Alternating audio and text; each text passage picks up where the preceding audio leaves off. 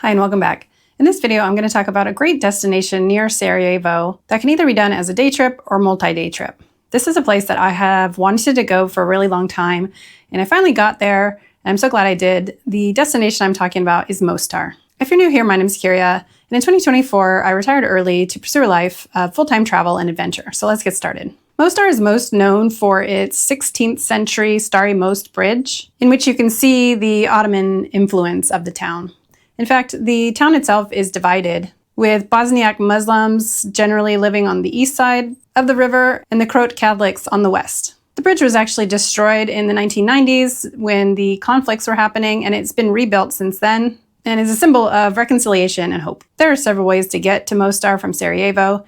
You can do an organized tour, and oftentimes that tour will also go to other places around the area, like Tito's Bunker or the Kravic waterfalls. You can also do a day trip from Split, but it's quite a long day if that is where the direction you're coming from. If you are a DIY person, you can also get the bus, which costs anywhere from 15 to 30 convertible marks, which is roughly about 7.5 to 15 euros. And the bus leaves about every hour or so. You can use the app or website Obilet to buy tickets online. Just note that sometimes the buses in Bosnia and Herzegovina charge a cash quote-unquote service fee at the bus station, so have a little bit of small change on hand just in case. They often also charge a luggage fee, so if you're going overnight and you have a big bag, you might have to pay roughly €1 to be able to put your bag under the bus. However, I suggest that you do neither of the first two and instead you take the train. This train is scenic, it's beautiful, and it goes through a bunch of canyons with water and mountains, and it is well worth the journey. So the journey to Mostar and back is actually just as nice as the time in Mostar. The train costs about $13 round trip. The only issue with the train is you do need to do a bit of planning because there are only 2 trains each way per day. So the trains leave at roughly, you'll have to look at this current schedule, but roughly 7 a.m. and 5 p.m. from Sarajevo going to Mostar, and then also roughly 7 a.m. to 5 p.m. and 5 p.m. going from Mostar back to Sarajevo. So you can either do it as a very long all-day day trip, or you could obviously stay the night and go back the next day, but you're not going to be able to just leave whenever you want. If you miss the 5 o'clock train, you are going to need to stay the night or somehow get a very expensive ride back to Sarajevo. The next issue, for me at least, was when I was there, they were doing some work on the tracks.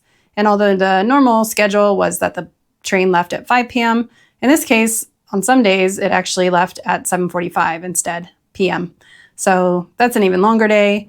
And you need to definitely check the schedule to make sure that if they are still doing work on the trains, that whatever day you're going, you know what time the train goes back. I actually messed this up and ended up having an overnight trip. The last issue is the website. There is a website for the train company. However, when I was there, it was down. I don't know if this is a regular thing or that just happened to be the case, but in the end, I had to actually go to the train station.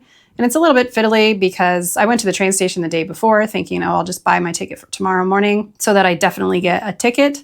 And you cannot buy tickets on the non-day of the trip. You can only buy them on the day of the trip. So I actually had to go back the next day and buy my ticket very early in the morning to take the morning train with no guarantee that I was actually going to get on the train. The other thing is, at the ticket counter, they didn't take credit cards. So you would have to have cash to be able to pay for the ticket.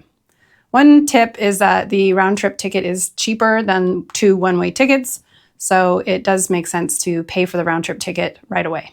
However, it might also make sense if you have time to just go there the day before and find out what the current situation is so that you are prepared the next day. You don't really have to get to the train station too early except for buying the ticket, but when I was there, the line was maybe 10 or 15 people, and it maybe took 5 minutes or 10 minutes tops, and then you don't really need to be on the platform very early. The train does come to the platform early, so you can go early and sit on it if you want to, about 10 minutes or 15 minutes beforehand. But it did leave on time and arrived pretty much on time into Mostar as well. Despite any of these so-called hardships, the view from the train and the scenery is beautiful. The ride takes about 2 hours. It goes through forests, along canyons, and past a bunch of rivers. And if you want to get the best views when you're going from Sarajevo to Mostar, you want to sit on the left-hand side of the train. And when you're going back from Mostar to Sarajevo, you want to sit on the right-hand side of the train. Once you get to Mostar, you can walk right into the heart of the old town. and it's not too far of a walk. It's about a mile, maybe a mile and a half to get to the bridge, but along the way there are a lot of other interesting things to see. If you walk along the main pedestrian street, I'm going to probably butcher this, but I think it's Braće Fejika Street. It's very wide, nice, flat street, well paved, and lots of little shops and restaurants and cafes along the way. So I would recommend, if you feel like getting a coffee, you stop at Fabrica Coffee Shop, which has a nice outdoor patio, and you can sit and enjoy a coffee and relax after your train ride. Braće Fejika links the modern western part of the city to the old bridge area, which symbolically links the Croat and the Bosniak sides of town. It's got a great vibe, and there are tables outside where people are eating, and it's a very lively street to walk along. You'll also walk past the Karados Beg Mosque, which was built in the 1500s and has a really nice minaret, and you can go inside and see the interior, which is quite beautiful as well. After that, you'll get into the old bazaar area, which is a word I cannot pronounce, so I will put it on the screen, but it's a bunch of little narrow, windy roads, streets, very cobbled, and lined with lots of little shops with souvenirs, knickknacks, food, ice cream, and whatnot. You can also get traditionally made items like copperware or textiles there. This little street leads down to the old bridge, so if you just follow it along, follow the crowd, you can't miss it, you'll get to the bridge. You can see the Ottoman influence in the bridge, like I said, and it's well worth getting multiple views of it. So you can walk across it into a further part of the old town. You can stay on the same side of the street if you want to, where the bazaar area is. And if you go back up a little bit onto the main street, you can go back around and get a nice view of it from the south side. And then if you keep going, you can cross another bridge and go back to the north side and get a nice view of it from there. On the north side, there's a beach and lots of little cafes and restaurants and whatnot.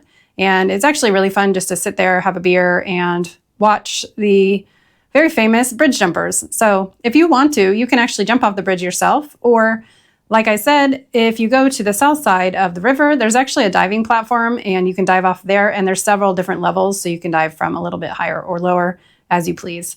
The platform is not as high as the bridge. The bridge is the highest thing I saw anyone jump off of, but there were quite a few people actually, because I was there in the summertime, diving, jumping, swimming, and all kinds of stuff. So you could sit there for quite a while and just enjoy the views. Even if you don't want to dive, though, you should go to the diving platform because it has a really nice view of the bridge. But after you've relaxed and had a beer, there are a few other things to check out. So on the north side of the river, there is the Crooked Bridge, which is a miniature version of the famous Stari Most Bridge, and it actually was built in the 16th century as kind of a test run for the larger bridge.